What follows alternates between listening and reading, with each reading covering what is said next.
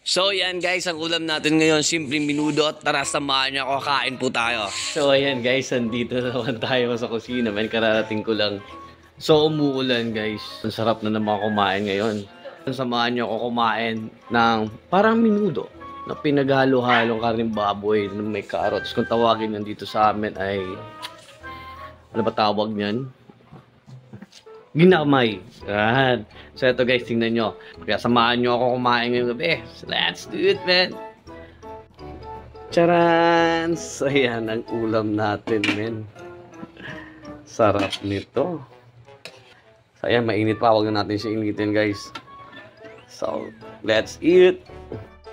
So yan ang ginamay, guys. Mainit pa. So ilagay natin sa malinis na bawat at ilagay natin sa mesa. Dating gawi.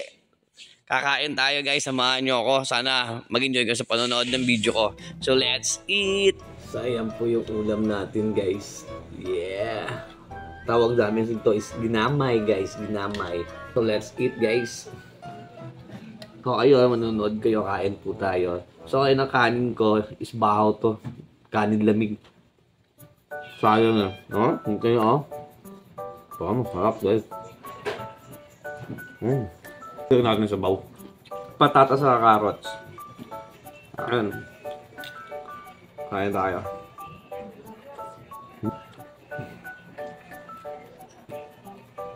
Ayan. Sarap kumain.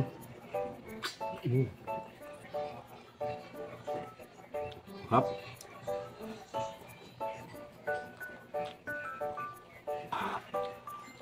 Medyo maanghang. Ang hangang sila.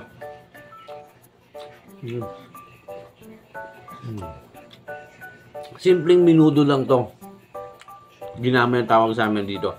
So kaya kung magiging kumpleto gusto mo matawag ng minudo to, lagyan mo siya ng green peas at saka hotdog. Diba? Tama ako ano?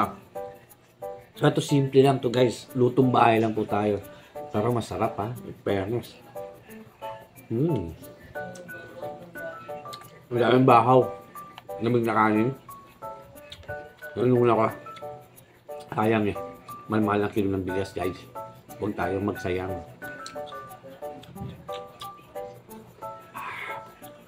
Yummy.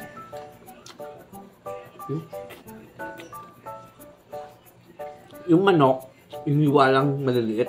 Na kasing size din ng karne.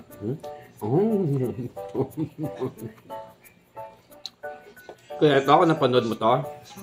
Luto kami para matikman din ng mga kasama mo sa bahay.